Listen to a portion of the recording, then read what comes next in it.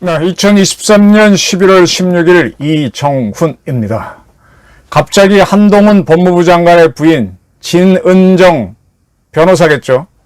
화제 인물이 됐습니다. 한동훈 씨가 부인이 미국에 있다 그랬는데 한국에 왔기 때문에, 그리고 행사에 참여해서 얼굴이 공개됐기 때문에 그렇게 해서 화제가 된 것만은 아니죠. 한동훈 씨가 차기 대권 후보자가 되거나 아니면 이번 총선에 국힘당 후보로 출마해서 바람을 일으킬 수 있다라는 가능성 때문에 이렇게 난리겠죠. 이에 대해서 이거는 뭐 국무위원들의 부인들, 즉 VIP 부인들이 연례적으로 하는 행사다, 별거 아니다 그러는데 계속 관심이 쏠리고 있고요. 지금 한동훈 씨가 대구를 간다 그랬나요? 그것도 자기네 부서 일 때문에 가는데 이게 정치 행보 아니냐라는 온갖 해석이 나오고 있습니다. 저는 좀 웃음이 좀 나옵니다. 한동훈 씨가 총선에 출마할지 안 할지는 모르겠지만 참 민주당이 겁을 내고 있구나. 그러면 한동훈 장관을 조만간 탄핵하지 않을까 하는 궁금증이 생겨요. 왜냐? 한동훈 씨를 탄핵해야만 그가 아무것도 못하죠. 법무부 장관은 사표를 내야만 총선에 출마할 수 있는데 사표를 못 냅니다. 그냥 직무정지만 당합니다. 한동훈 장관을 탄핵하기 위해서 민주당이 시위를 겨누고 있는 건 아닌지, 그래서 진은정 씨 행적에 이토록 많은 관심을 쏟는 건 아닌가 하는 의심이 듭니다. 전 옛날 생각이 좀 나요. 진은정 변호사의 아버지 진형구 검사장입니다. 진형구 검사장은 대검 공안부장을 지냈습니다. 대검 공안부장을 지낼 때 저는 뭐 가끔 가서 좀 이것저것 모르는 것도 물어보고 네, 그랬었습니다. 그리고 나서는 잘 못 봤는데 그가 이제 공안부장을 지내고, 그러니까 이게 YS 정부 때죠. 그 다음에 대전고검장으로 갔어요. 대전고검장으로 갔는데 대전지검, 대전고검이 관할하는 지역에 한국조폐공사가 있죠. 1998년 그가 그 고검장으로 있으면서 기자들을 만났습니다. 근데 이 진영구 고검장이 술 잘 드셔요.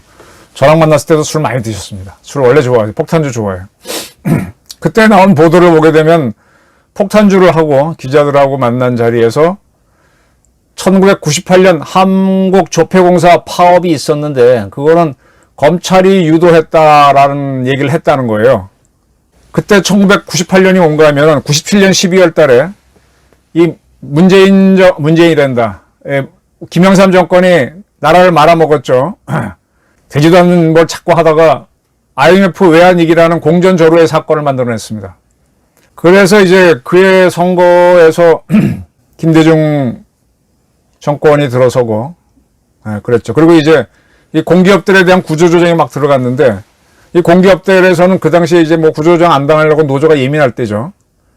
그런데 이 대전고검장 진영구 씨가 98년 조폐공사가 파업을 하도록 검찰이 유도해서 그다음 어쩌게 저쩌고 했다라고 이제 조금 술 드시고 얘기를 했죠. 그게 이제 기자들이 보도하면서 난리가 났습니다. 난리가 났습니다. 이것 때문에 특검이 만들어졌죠. 강원일 특검이 조사를 하고 뭐 그랬습니다.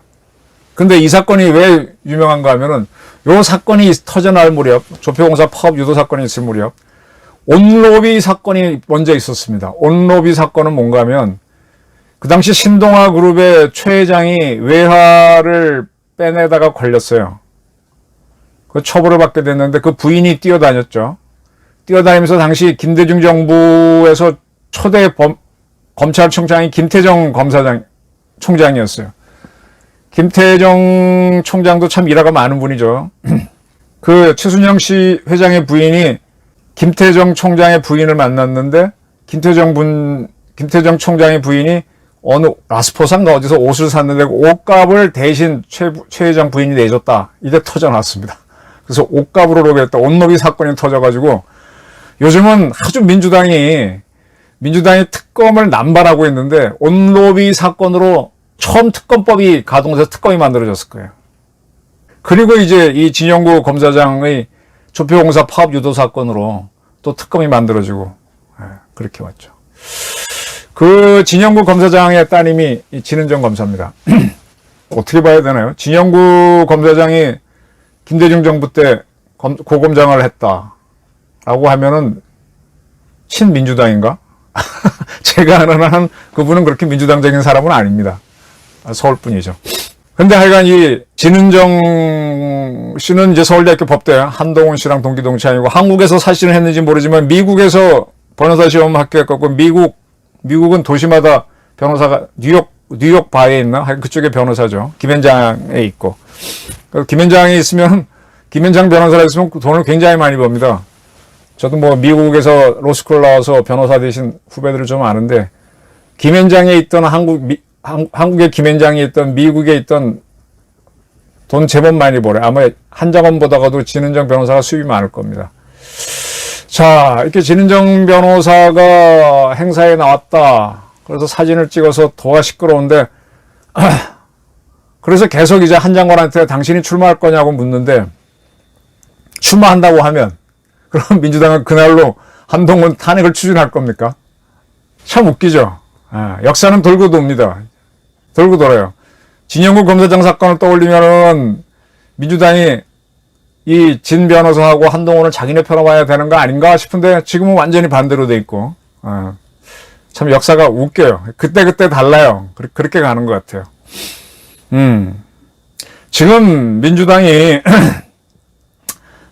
국힘당이 크게 잘하는 게 없잖아요. 지금 이뇨한 씨 혁신위원회도 좀 버벅거리고 충돌이 있고 또 국힘당이나 윤 대통령이 내놓은 뭐 경제 안도 아직 뭐 구체화 안 되고 또 반발 의견도 많고 휙 던지기만 하고 지금 못 나가고 있잖아요. 김포 서울시 편입 문제도 그렇고. 그리고 말만 내놓고 지금 하지도 못하는 게 정일성 공원에 동상 없애라는 거를 그것도 아직 못하고 있고 홍범도 동상 없애는 것도 멈췄고 그러니까 국힘당이 민 것도 되게 안 되고 있어요. 근데 민주당이 그걸 이용해서 근데 이게 민주당은 기본적으로 잡범들이 리더를 해서 그래요. 이재명이나 김의겸이라는 자가 지금 검사들에 대한 탄핵을 주도하고 있잖아요. 근데 따지고 보면 김의겸 씨도 범법자거든. 그러니까 국힘당에서 김의겸 탄핵 걸어도 돼. 물론 국회에서 통과가 안 되겠지. 과반수가 못 되니까. 근데 김의겸이는 뭐 손 검사나 이정석 검사 이런 사람들 뭐 하나 잡아가지고 범법행위가 있으니까 탄핵을 걸 수 있다는 거 갖고 거는데 자기네가 다수당이니까 걸 수 있죠. 걸 수 있고 그 다음에 헌재에서 기각되면은 뭐 그렇게 이제 겁주는 거죠. 그렇게 함으로 해서 한동훈도 걸겠다. 그리고 더 나가서 윤석열 대통령도 총선에서 이기면 탄핵시키겠다. 그런 사인을 보내고 있는 거죠. 뭐 그건 그거고요. 자, 그래서 지금 한동훈 장관이 폭풍의 눈인 것 같은데 그의 부인이 공직자 부인들 행사에 나왔다라는 것 때문에 좀 화제가 일고 있습니다. 이게 치명적인 민주당의 약점이고 이게 한국 정치의 후진성입니다. 왜 이렇게 사람을 가지고 난리를 치죠? 뭐 정책도 아니고 뭘 하겠다는 것. 정책은 먹히지도 않아요. 그냥 인물의 개인기, 그 인기도에 의해서 그냥 가는 겁니다. 송영길이라고 하는 친구가 뭐 건방진 놈, 뭘 물병을 던져 맞추고 싶다 이런 소리 하는 거는 본인이 인기가 없고 하다 보니까 그런 얘기가 튀어나오는 거예요. 송영길 씨도 돈을 많이 번 사람입니다. 뭐 4억 3천짜리에서 전세 산다는데 그게 뭐 코스프레 아닌가 하는 생각이 들 정도로 그 남이 많이 벌었다고 해서 마구 비판하는 건 그건 참 공산주의적 발상 아니에요? 그 오늘 얘기도 나왔지만은 옛날 그 새천년 NH클럽 그 광주에 가서 5.18 전야제 때 술 마시고 임수경 씨하고 싸우고 그랬잖아요. 룸사롱에서.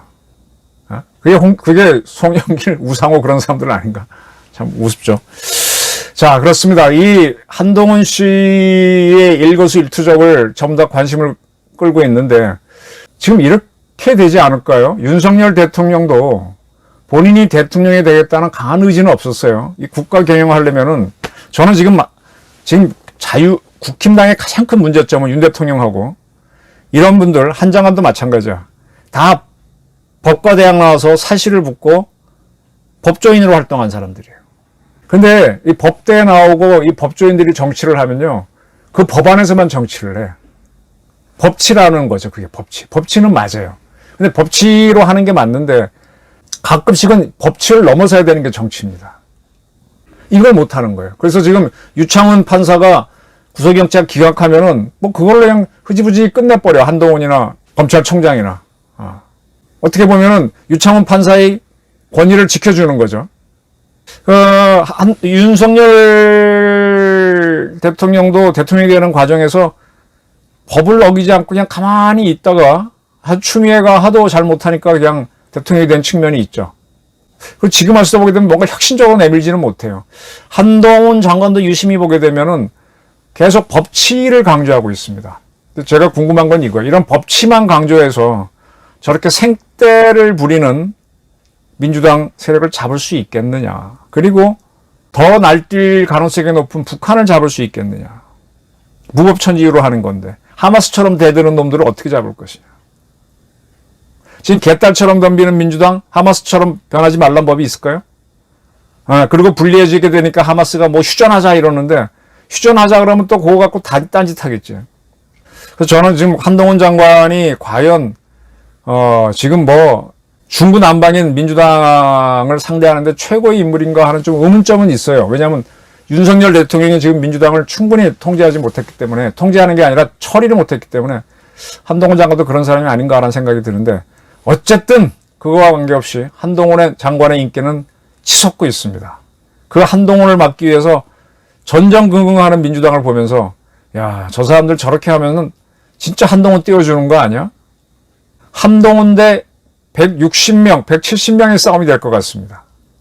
한동훈 장관에 대해 쏠리는 그런 민주당의 관심, 또 국민적 관심을 보게 되면 참 한 장관한테 진짜 국정을 이끌기 위한 마스터 플랜 한번 준비해봐라.